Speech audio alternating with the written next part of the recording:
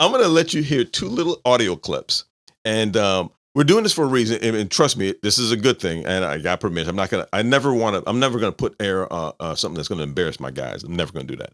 So, and I always get permission for things like this.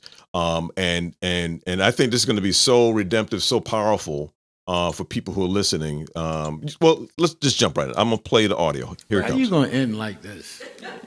Because you on a touchy subject. I know. You trying to tell somebody to forgive somebody that wasn't We're gonna there. segue into a new episode. Cut the camera. And Lord, I need some help. Yeah, we gonna use these about. Oh. So when you recognize that, ladies and gentlemen. Oh my. So there's death.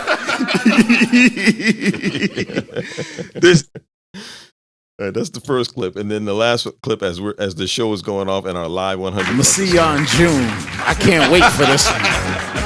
Y'all better hope the Lord work on me by then, because I'm gonna speak. I'm gonna say boldly how I feel in Jesus' name.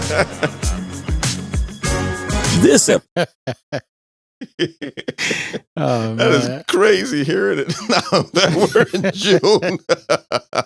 Right, you hear right? So without it, and I don't necessarily need you to go into super detail. I don't want that. I don't want that. No. But I do want you to, how do I ask this? There appeared to be a change of heart. Explain in just a couple of minutes. We don't have to go too deep in it, but just explain in a few minutes what happened then when you were saying that, and then to where we are now. Actually in June. That happened in April, by the way. Yeah, what happened when I was saying that, I was I know I'm 46 now, but I've always dealt with some hurt and some pain from not having the relationship that I may have wanted or desired with my biological father. And love him dearly. Awesome man of God. And what I was trying to figure out was that whatever the pain that I was feeling from the expectations that I had from the relationship, it caused for me to develop, anger and hate and hatred. And it really started like after that. It's funny. So be careful what you say out your mouth and be careful who you associate with, because if you're with some true men of God, you'll start thinking about the scriptures. So after that, I was saying to myself, well, you know what? The scripture just kept coming up. The scripture, honor thy mother, and honor thy father and thy mother. And I'm like, what? Man, like, I don't even know why it kept coming up. But then it seemed as if God was trying to tell me, hey, Warren, like, how long do you want to live? And I was like, what? Like, it's like, how long do you want to live? Because I'm giving you a chance. Talking about literally like straight conversation like that. It's like, because you can get out of here real early if you keep it up. And I'm like, but I didn't do anything wrong. And he says, yeah, but you did, because regardless of how you feel, you have an obligation. If you claim to be a man of God, as you say you are, you have to learn to honor regardless of what. And I was like, whoa, man, what does that look like? So I began to really look at that, and God began to speak to me. He said, you're so full of pain that you would entertain a stranger talking about your father. And that's not right.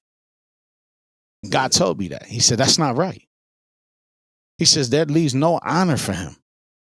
That leaves no honor for the man of God. And I said, you're right. And I said, well, what does that look like for me? And he said,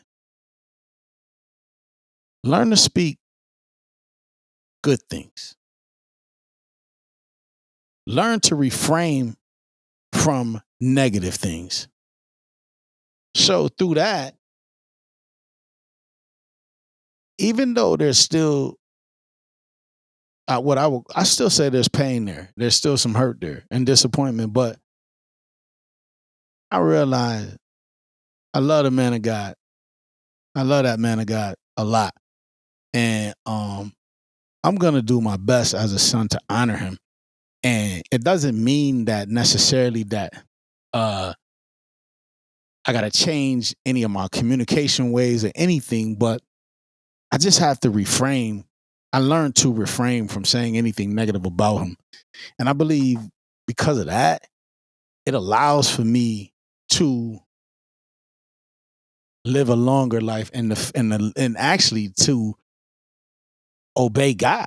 I'm putting myself in a position of obedience to God because I decide to do the right thing. Now, is it easy? No, it's not easy. No. It's not always easy, and it doesn't mean that I can't. I don't have to have an outlet with somebody who loves me enough to keep my business to myself. It doesn't mean I don't deserve to have an outlet to express myself, because pain is not something that you keep boggled in. You do have to release it, but the real reality is you cannot release everything to everybody, because what happens is then you become dishonorable. Yeah. And then people look at you. Then you start looking at yourself. You saying, if I can't honor what God told me to honor, I'm not honoring God. So there's a change of heart. And it's because the scripture started really, and I don't even know, like, sometimes a scripture will fall on you and you'll just find yourself keep talking about it. And that's how you know for a fact that scripture is like really beating up against you. And, and that's really what happened. That scripture per se started beating up against me. And, God is working a new thing in me, learning how to figure that honor piece out. And I think that, most importantly, it's imperative. It's important, for it to happen, because if you look at it, I was on you about stopping, which means that I was ready to be like the Kurt Franklin sons. And right now they got this thing going on about, what's the dude name? Run DMC brother. What's his name? Russell Simmons. Okay. Yeah. They got the thing going on with his daughter. And I was like, and I looked at it and I said, yo, bro. And that was one of the things my son pointed out from the message. He was like, yeah, look at this. She doing just what Elder Darrell said. I said, because he remembered that piece about pointing them out and just, and I said, nah, ain't no honor in that. And I need to get that right within myself. And, God has caused my mouth to go and say something good or shut up. Yeah.